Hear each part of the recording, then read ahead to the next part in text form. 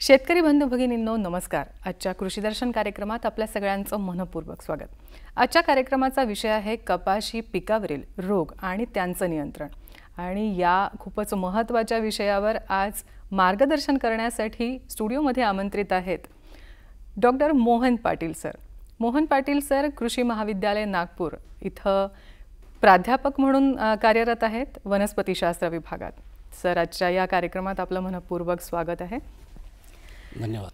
खरं तर कपाशी पिकावर रोग येणं खरं तर आपल्या शेतकरी बंधू भगिनींसाठी एक संकट म्हणू शकतो आपण. तर हे रोग कुठले कुठले येतात? कपाशीवरती अणुजीवी करपा येतो. कपाशीवरती बुरशीमुळे काही रोग येतात. त्याच्यामध्ये प्रामुख्याने मर रोग आहे, मुळकूज व खोडकूज रोग आहे, दहिया रोग आहे, त्याचप्रमाणे काही बोंडसड आहे. अशा प्रकारचे बुरशीजन्य विविध प्रकारचे रोग येतात. पानावरती विविध प्रकारचे ठिपके पडतात. त्याचप्रमाणे काही व्हायरसेसमुळे रोग येतात आणि काही शारीरिक वनस्पतीच्या शारीरिक प्रक्रियेमध्ये जे बदल होतात त्याच्यामुळे सुद्धा काही रोग येतात. तर असे महत्त्वाचे रोग आहेत आणि त्याविषयी शेतकऱ्यांना माहिती असणं अत्यावश्यक आहे. कारण एकदा जर रोग आला आणि त्याचं जर नियंत्रण केलं नाही, काही रोग असे आहेत की एकदा आले की पिकांचं बरंचसं नुकसान होते. तर ते रोग कसे ओळखायचे याबाबत आपल्याला माहिती असणं अत्यावश्यक असते आणि रोगाच्या लक्षणावरून मग आपण त्याचं नियंत्रण करू शकतो. नक्कीच. रोगाचं लक्षण आपल्याला माहिती असण्याच्या आधीही कुठला रोग आहे हे आपण झाला आहे हे कसं काय ओळखू शकतो की आपल्या कपाशी पिकावरती रोगाचा प्रादुर्भाव झालेला आहे? कपाशी पिकावरती कोणत्याही पिकामध्ये जर रोग झाला असेल तर त्याच्यामध्ये त्याचे सिम्पटम्स आपल्याला लक्षणं दिसतात. कधी पानावरती दिसतात, कधी मुळांवरती दिसतात, कधी त्याच्या फळांवरती दिसतात आणि या विविध लक्षणावरून आपण तो कोणता रोग आहे ते आपल्या लक्षात येतं. आता याच्यामध्ये सगळ्यात महत्त्वाचा रोग म्हणजे अणुजीवी करपा म्हणतो, म्हणजे बॅक्टेरियल डिसीज आहे. आणि हा डिसीज कापूस पिकामधील विविध जातीवरती येतो. अच्छा. ते देशी जातीवरती येतो, तो अमेरिकन संकरित जातीवरती येतो आणि अतिशय संवेदनशील जातीमध्ये सुद्धा येतो. या रोगाचे लक्षणं हे पानावरती दिसतात. सुरुवातीला पानावरती काळपट रंगाचे तेलकट स्वरूपाचे पारदर्शक ठिपके पडतात आणि हे ठिपके टाचणीच्या टोका एवढे असतात सुरुवातीला. जेव्हा त्याला अनुकूल वातावरण मिळतं, अनुकूल वातावरण म्हणजे जेव्हा त्याला आर्द्रता असेल, हवामानामध्ये रिलेटिव्ह ह्युमिडिटी जर जास्त असेल आणि तापमान जर कमी असेल, रिमझिम पाऊस असेल, अशा वातावरणामध्ये हे ठिपके पसरतात आणि मग ते सगळे छोटे छोटे ठिपके एकमेकांमध्ये मिसळतात आणि त्याच्यामुळे मोठे ठिपके त्या पानावरती दिसतात. आणि हे ठिपके जर पडलेत तर कालांतराने ते वाळतात आणि वाळून मग नंतर गळतात. जेव्हा हा पानावरती ठिपके येतात तेव्हा त्याला आपण, आणि हे त्रिकोणी किंवा चौकोनी कोणात्मक ठिपके असतात, त्याच्यामुळे आपण याला व्हेन ब्लाइट असं म्हणतो. अच्छा. कोणात्मक ठिपके येतात, अँग्युलर लीफ स्पॉट असं म्हणतात त्याला. त्याच्यानंतर हे ठिपके त्या पानाच्या दांडीवर सुद्धा येतात. कधीकधी जे पान असते, पानाच्या शिरा आणि उपशिरा ह्या काळ्या पडतात, म्हणून त्याला आपण व्हेन ब्लाइट असं म्हणतो. अच्छा. शेतकऱ्यांमध्ये या नावाने तो प्रचलित आहे, व्हेन ब्लाइट. कारण त्याच्या शिरा आणि उपशिरा पानाच्या मागच्या बाजूनी ते काळपट रंगाच्या तयार होतात आणि त्याच्यानंतर त्याला तो पानापासून मग देठावर येतो. जेव्हा तो देठावर येतो तेव्हा त्याला तपकिरी काळपट रंगाचे ठिपके देठावर सुद्धा पडतात. मग देठापासून तो फांद्यावरती जातो. फांद्यावरती त्याचं अतिक्रमण होते आणि फांद्यावरती काळपट खोडगट असे ठिपके येतात आणि फांद्यावर जेव्हा ते येतात तेव्हा त्याला आपण ब्लॅक आर्म असं म्हणतो. आणि फांद्यावरती ठिपके आल्यानंतर त्या काळपट होऊन जातात. काळपट झाल्यावर त्या तिथून ठिसूळ होतात आणि जेव्हा आपण इंटरकल्चर ऑपरेशन करतो किंवा मशागत जेव्हा करतो आणि त्याला जर धक्का लागला की त्या फांद्या मोडून पडतात. त्याच्यानंतर तो कालांतराने तो त्या फांदीपासून मग त्या बोलवर येतो, जे त्याला बोल फॉर्मेशन जेव्हा होतं किंवा बोंड लागतात, त्या बोंडावरती सुद्धा हे ठिपके आपल्याला दिसून येतात. बोंडावरती तेलकट स्वरूपाचे खोलगट काळपट रंगाचे ठिपके दिसून येतात. आणि जेव्हा असा रिमझिम पाऊस असेल किंवा ढगाळ वातावरण असेल, त्या वातावरणामध्ये हे ठिपके सुरुवातीला छोटे छोटे असतात, मग ते परत एकत्र येतात आणि मोठे ठिपके त्या बोंडावरती पडतात. बोंडामधून मग तो बोंडाच्या आतमध्ये जो कापूस असतो त्या कापसावरती त्याचा विपरीत परिणाम होतो आणि बोंडावर मग ते बोंडाचे जे कापूस आहे तो पिवळसर होऊन जातो, पिवळा पडतो. त्याच्यामुळे त्याची जी प्रत आहे ती खालावते आणि मग मार्केटमध्ये त्याला भाव मिळत नाही. कधीकधी ते बोंड अपरिपक्व राहतात, तसेच उमलतात आणि त्याच्यामुळे त्याचं जे उत्पादन असते त्याच्यावरती विपरीत परिणाम होतो. कापूस जो आहे पिवळा पडतो. कापूस पिवळा पडल्यानंतर तो बियाणालासुद्धा अपाय करतो आणि बियाणंसुद्धा इन्फेक्टेड होतात. आणि हेच जर बियाणे आपण पुढच्या वर्षी परत लागवड केली अशा बियाण्याची, परत हा रोग पुन्हा आपल्या शेतामध्ये येतो आणि तो रोग पसरतो किंवा तो पसरतो. त्याचप्रमाणे असे जर इन्फेक्टेड किंवा प्रादुर्भावग्रस्त बियाणे जर आपण पुढच्या वर्षी वापरले तर त्याच्यापासून जे आपल्याला रोपटे तयार होतात, त्याच्यापासून जे झाड तयार होतं ते कमकुवत होतं किंवा त्याचं उगवणशक्ती कमी होते. अशा बियाण्याची उगवणशक्ती कमी होते. त्याच्यामुळे जे झाड त्या बियाण्यापासून आपल्याला मिळतं ते कमकुवत होतं किंवा त्याची वाढ व्यवस्थित होत नाही आणि कधीकधी तर त्या प्रादुर्भावामुळे ते रोपंसुद्धा मरतात आणि आपल्याला अपेक्षित असलेली रोपांची संख्या मिळत नाही. तर अशा प्रकारे याचा बराचसा नुकसान आपल्याला होतं. हो, पण आता या रोगाचं नियंत्रण कसं करायचं, काय करायला लागतं? हा रोग होऊ नये म्हणून आता आपण पाहिलं की त्याची फांद्यावरती डाग पडतात, त्याच्या पानावरती डाग पडतात, त्याच्या बोंडावरती डाग पडतात. तर हे जे प्रादुर्भावग्रस्त अवशेष आहे पिकांचे, मागच्या वर्षीच्या पिकांचे जे अवशेष आहे ते सगळे गोळा करून जाळून टाकणं अत्यंत आवश्यक आहे. कारण त्याच्यामध्ये जो काही इनॉक्युलम आहे किंवा जे रोगकारक बुरशी अणुजीव आहे ते आपण कमी करू शकतो. त्याच्यानंतर आपण जे बियाणं वापरतो ते तंतुविरहित बियाणे वापरायला पाहिजे, जेणेकरून हा रोग होणार नाही. त्याचप्रमाणे जे त्या बियाण्याला बीज प्रक्रिया करणं अत्यावश्यक आहे. तंतुविरहित बियाणे वापरणं सुद्धा तेवढंच आवश्यक आहे आणि जेव्हा लागवड करायची असेल तेव्हा त्याला बीज प्रक्रिया करणं अत्यावश्यक आहे. कार्बोक्झिन 1 ग्रॅम किंवा थायरम 3 ग्रॅम प्रति किलो बियाण्यास घेऊन त्याची जर बीज प्रक्रिया केली तर या रोगाचा प्रादुर्भाव आपण कमी करू शकतो. जेव्हा तो प्रत्यक्षात शेतामध्ये येतो तेव्हा त्याला कॉपर ऑक्झिक्लोराइड नावाचं बुरशीनाशक आहे, 25 ग्रॅम कॉपर ऑक्झिक्लोराइड अधिक 1 ग्रॅम स्टेप्टोसायक्लिन या औषधाचं मिश्रण 10 लिटर पाण्यामध्ये घेऊन त्याची फवारणी करणं अत्यावश्यक असतं. जर रोगाची तीव्रता जास्त असेल त्यावेळेस आपल्याला 10 ते 15 दिवसाच्या अंतराने परत दुसरी फवारणी करणं आवश्यक आहे. त्याचप्रमाणे या रोगाच्या नियंत्रणाकरता आपण 5% निंबोळी अर्काचा सुद्धा वापर करू शकतो. निंबोळी अर्काचा वापर करणं सुद्धा इतकंच प्रभावी आहे जेवढं आपण हे बुरशीनाशक वापरतो. त्याच्यामुळे आपला खर्चही कमी लागतो. त्याचप्रमाणे जैविक बुरशी आहे सुडोमोनास फ्लोरोसन्स म्हणून, ते बुरशी 10 ग्रॅम प्रति किलो बियाण्यास जर त्याची बीज प्रक्रिया केली तर या रोगापासून आपण संरक्षण मिळवू शकतो. त्याचप्रमाणे जर ही सुडोमोनास फ्लोरोसन्स PF1 नावाची जी स्ट्रेन आहे ही 30, 60 आणि 90 या दिवशी रोपाची उगवण झाल्यानंतर 30, 60 आणि 90 या दिवशी आपण त्याची फवारणी करणं अत्यावश्यक असते. तेव्हाच आपण हा रोग आटोक्यात आणू शकतो. हा रोग होऊ नये म्हणून पूर्वतयारी किंवा आपण त्याचं तो रोग होऊच नाही याची जी प्रिकॉशन घेतली जाते अशी ही काही फवारणी केली जाते का? हो, हा रोग होऊ नये म्हणून आपण कॉपर ऑक्झिक्लोराइड मी तुम्हाला सांगितलं, कॉपर ऑक्झिक्लोराइड आणि स्टेप्टोसायक्लिन आणि बीज प्रक्रिया. त्याचप्रमाणे खोलगट नांगरणी करणं आवश्यक असते. शेळ्या मेंढ्या मागच्या वर्षीचे जे पिकांचे रोगट अवशेष असतील त्याच्यामध्ये शेळ्या मेंढ्या सोडणे सुद्धा आवश्यक आहे, जेणेकरून ते खाऊन फस्त करतील आणि खोलगट नांगरणी करणे सुद्धा अत्यावश्यक आहे. अगदी छान आपण मार्गदर्शन करत आहात. पण बुरशीजन्य आजार पण भरपूर आहेत कपाशी हो, हो. पिकावर, तर ते कुठले कुठले आहेत? कापूस पिकावरती बुरशीजन्य सगळ्यात महत्त्वाचा रोग म्हणजे मर रोग. आणि मर रोग हा बुरशीजन्य रोग आहे. हा रोग जमिनीमध्ये जी बुरशी वास्तव्यात असते त्या जमिनीच्या बुरशीपासूनच हा रोग होतो.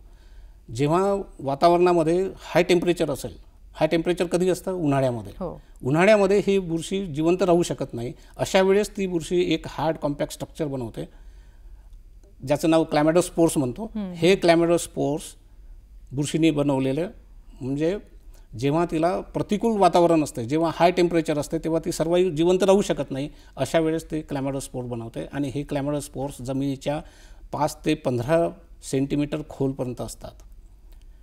आणि जेव्हा त्याला अनुकूल वातावरण मिळतं, म्हणजे जेव्हा पाऊस पडतो, जून जुलैमध्ये जेव्हा पाऊस पडतो, तेव्हा त्याला ते मॉइश्चर जे पाणी असते ते शोषण घेते. जसं आपण बियाणं टाकतो जमिनीमध्ये, आपलं बियाणं पण पाणी शोषून घेते आणि त्याच्यामुळे मग आपल्याला रोपटं मिळते. त्यावेळेस त्याच्यावरती जे त्याला मुळं लागतात ते मुळं नाजूक असतात. कधीकधी काही मुळं अशक्त असतात. आणि या अशक्त मुळांमधून किंवा नाजूक मुळांमधून ही जी क्लॅमॅडोस्पोर्स असतात हे सुद्धा मॉइश्चर ॲब्सॉर्ब करतात, शोषण करतात. आणि त्याच्यामुळे ती बुरशी तयार होते. आणि ती बुरशी मग त्या मुळांमध्ये कमकुवत मुळांद्वारे किंवा जिथे त्या मुळांना जखम झालेली असेल, जेव्हा आपण आंतरमशागत करतो किंवा विडिंग करतो, निंदणी करतो, तेव्हा त्या एखाद्या बाईचा जर विळा लागला असेल तर त्या मुळांना इजा होते. त्या इजांमधून ही बुरशी आतमध्ये शिरते. आतमध्ये गेल्यावरती ती मुळांद्वारे ती जमिनीच्या वरच्या खोडाच्या भागापर्यंत येते ती, आणि तिथे तिचं मल्टिप्लिकेशन होते. म्हणजे सुरुवातीला एकच बुरशी असेल तर त्याच्यानंतर 10 बुरश्या, 100 बुरश्या, 1000 बुरश्या आणि अनकाउंटेबल बुरश्यासुद्धा तिथे तयार होतात. आणि त्याच्या बुरशी म्हणजे काय, जसं कापसाचे जे धागे असतात तशी ते बुरशी असते. तर हे कापसाचे धागे धागे धागे धागे होऊन तिथे एक बंच तयार होतो, गुच्छा तयार होतो. आणि तो गुच्छा ज्या कोशिकाद्वारे ते झाड आपल्या शोषणासाठी जे पाणी ॲब्सॉर्ब करते किंवा जे अन्नद्रव्य शोषण करते, ते अन्नद्रव्य शोषण करणाऱ्या ज्या कोशिका असतात झाडाच्या, त्या ब्लॉक होतात. त्याच्यामुळे त्याला अन्नद्रव्य मिळत नाही, त्या झाडाला पाणी मिळत नाही, आणि म्हणून त्याचे पानं पिवळे पडतात, मग कालांतराने गळतात. मग ते शेंड्याकडून हळूहळू ते झाड वाढत येतं आणि वाढल्यानंतर कालांतराने त्या झाडाची डेथ होते किंवा ते झाड पूर्णतः मरतं. आणि अशा मेल्या कधीकधी एखादी फांदी मरते, कधी एकापेक्षा जास्त फांद्या मरतात, आणि कधीकधी पूर्ण झाडही मरतं. आणि अशा मेलेल्या झाडापासून 100% शेतकऱ्यांचं नुकसान होतं. एकदा त्या बुरशीचा शिरकाव जर त्या झाडामध्ये झाला तर मात्र त्याला कोणताही इलाज नाही आहे. आणि जेव्हा त्या झाडामध्ये ही बुरशीचं मल्टिप्लिकेशन होतं त्यावेळेस जर तिथे आपण चाकूने त्याला ओपन करून पाहिलं तर त्याच्यामध्ये तुम्हाला ब्लॅक कलरचं तपकिरी रंगाची किंवा काळपट रंगाची रेषा आपल्याला दिसते. ही रेषा म्हणजेच त्या फ्युजेरियम नावाच्या बुरशींनी तयार झालेले ते काही विषारी द्रव्य सोडतात. त्या विषारी द्रव्यामुळं ही काळपट रेषा त्या खोडाच्या आतमध्ये तयार होते. तर हेच एक महत्त्वाचं आणि मुख्य लक्षण ज्याच्यावरून आपण सहज समजतो की या झाडाला मर नावाचा रोग झालेला आहे. नक्कीच. कारण जर आपण त्याला पाणी दिलं नाही तरी झाड मरतं, किंवा त्याला अन्नद्रव्य नसलं तरी झाड मरतं. पण ते बुरशीनंच मेलेलं आहे हे जर आपल्याला ओळखायचं असेल तर त्याला जर आपण उभा काप दिला आणि त्याच्यामध्ये ब्लॅकिश डिस्करेशन दिसलं, काळपट रंगाची रेषा जर दिसली, त्याच्यावरून आपण ठरवतो की या झाडाला मर नावाचा रोग झालेला आहे. आणि मर नावाचा रोग हा सुरुवातीला होतो, जेव्हा रोपटं तयार होतं त्यावेळेस होतं, इनिशियल स्टेजमध्ये. पण त्याचे एक्सप्रेशन जे आहेत, जे हे पानं वाढणं किंवा त्याचे खोड वाढणं शेंड्याकडून, हे जे लक्षण आहे हे लक्षणं जेव्हा ते फुलावरती येतं किंवा जेव्हा त्याला बोंड लागतात त्या अवस्थेमध्ये त्याचे लक्षणं आपल्याला दिसतात, त्यावेळेस आपण काहीच करू शकत नाही. म्हणून या रोगाचं नियंत्रण करणं अत्यावश्यक आहे. कारण असे जर झाडं खूप सारे त्या शेतामध्ये असतील तर शेतकऱ्याचं अतोनात नुकसान होतं. कारण एकदा झाड मेलं की त्याच्यापासून आपल्याला कुठल्याही प्रकारचं उत्पादन मिळत नाही. अगदी सर, आपण आतापर्यंत हे जाणून घेतलं की बुरशीजन्य रोग काय आहेत आणि खरं तर प्रकार पण असतील त्याचे, आणि नियंत्रण कसं करायचं हे आपण जाणून घेणार आहोत. मंडळी, कार्यक्रमात वेळ झाली एका छोट्याशा विश्रांतीची. बघत रहा कार्यक्रम कृषी दर्शन.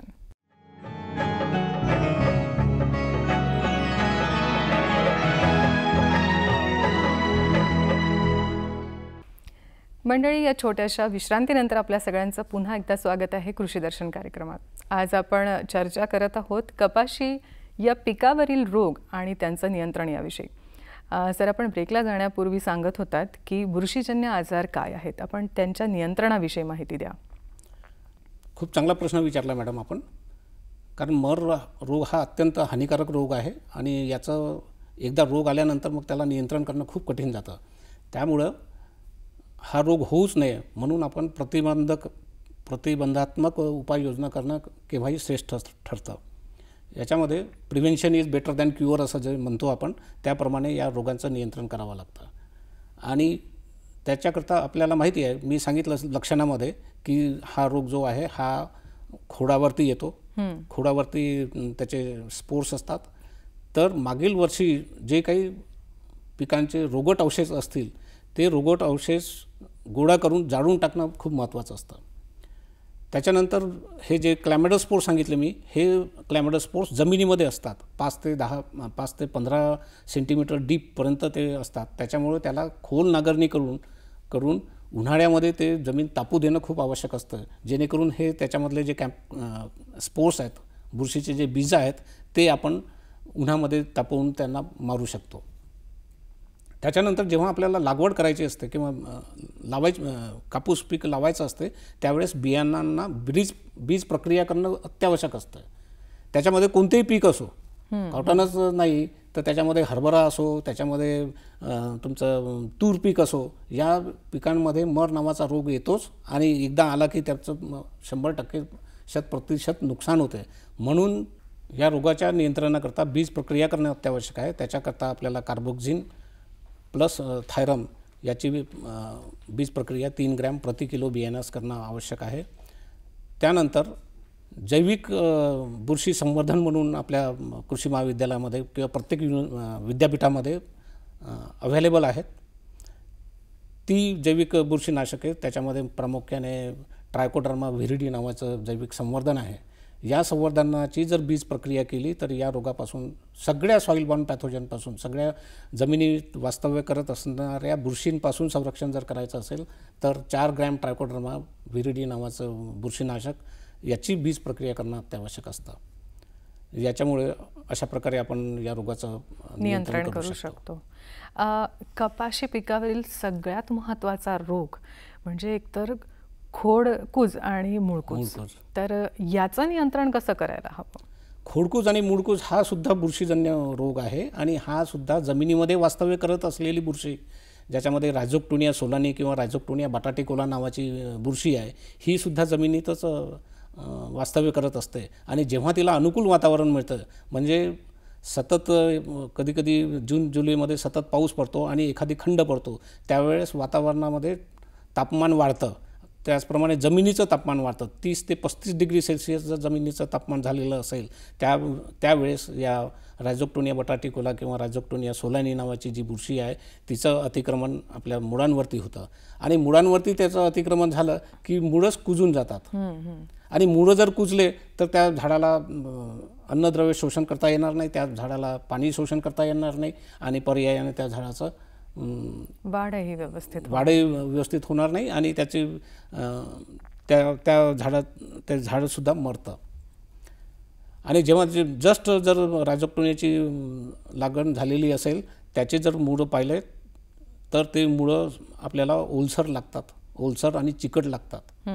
आणि या रायझोक्टोनियाने झालेल्या, या बुरशीमुळे झालेला प्रादुर्भाव हा खोडांवर सुद्धा दिसून येतो. खोडांवर काळपट रंगाचा डाग पडतो आणि तिथे त्या खोडाची साल सहजतेने निघते. म्हणून त्याला आपण खोडकूजसुद्धा म्हणतो. अशा प्रकारे या बुरशीजन्य रोगाचं विविध लक्षणं आहेत, ज्याच्यामुळे आपलं अतोनात नुकसान होतं. याचं जर नियंत्रण करायचं असेल तर जे मी मर रोगाचं नियंत्रण जसं सांगितलं त्याच रोगाप्रमाणे याचंसुद्धा नियंत्रण करता येतं. मागील वर्षीचे रोगट अवशेष काढून जाळून टाकणे, त्याच्यानंतर कार्बोक्झिन प्लस थायरम याची ट्रीटमेंट करणे, त्याचप्रमाणे ट्रायकोडर्मा जे जैविक संवर्धन आहे त्याची बीज प्रक्रिया करणं अत्यावश्यक असतं. बिलकुल. आपण आणखी रोग आणि त्यांच्या नियंत्रणाविषयी जाणून घेणार आहोत, पण भगिनी आणि बंधूंनो, आता कार्यक्रमात वेळ झाली एका छोट्याशा विश्रांतीची. बघत रहा कार्यक्रम कृषी दर्शन.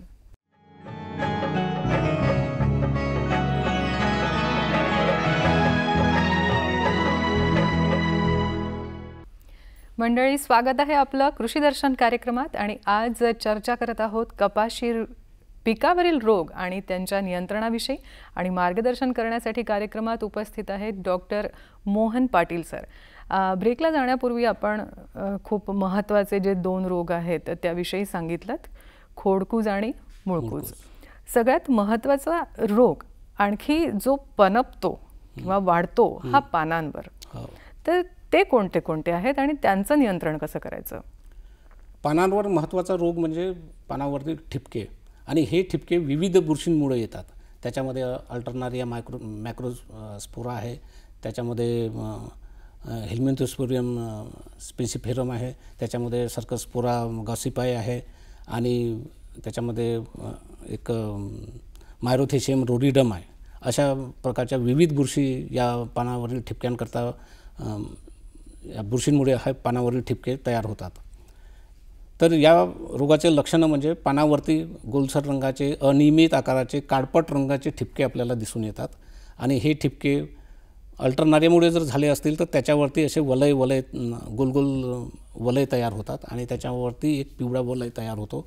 आणि सुरुवातीला हे ठिपके अगदी छोटे छोटे असतात आणि जेव्हा वातावरण फेवरेबल असेल, अनुकूल असेल, त्यावेळेस हे ठिपके मोठे होतात.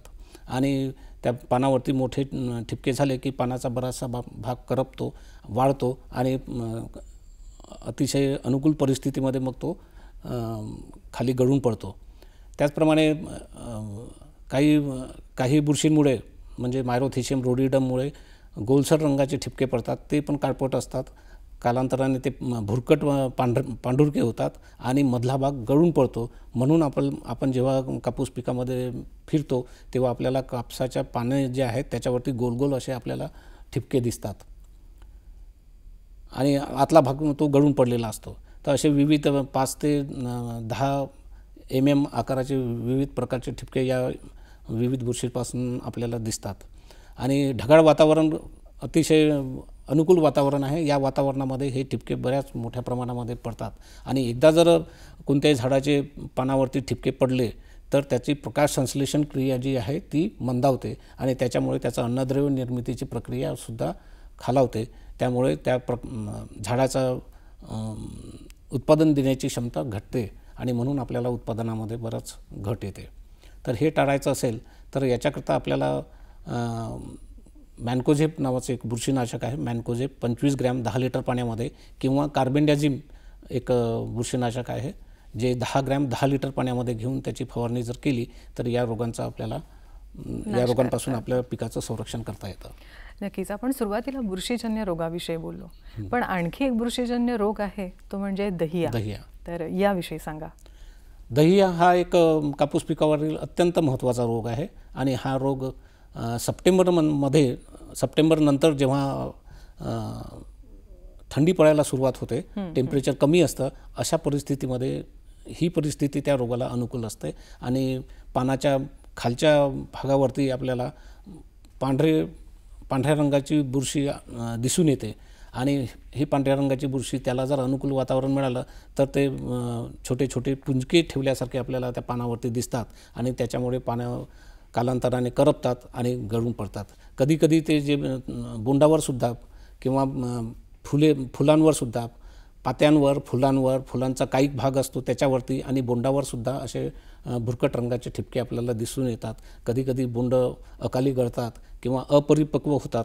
त्याच्यामुळे अपरिपक्व जर झाले तर पिकाची क्वालिटी आणि क्वांटिटी दोन्हीचा ऱ्हास होतो आणि म्हणून आपल्याला पिकामध्ये कमी उत्पादन मिळतं. आणि हे सहजतेने सहज ओळखता येतात. कारण दुरून जर बघितलं तर पानावरती आपल्याला असं दिसून येतं की दही शिंपडल्यासारखे लक्षणं त्याचे दिसून येतात. म्हणून याला दहिया रोग असं म्हणतात. अच्छा डॉक्टर, आज आपण आपल्या कार्यक्रमात आलात आणि कपाशी रोग आणि त्यांचं नियंत्रण कसं करायचं याविषयी खूप छान मार्गदर्शन केलं. त्याबद्दल आपले नागपूर दूरदर्शनच्या वतीनं मी आभार मानते.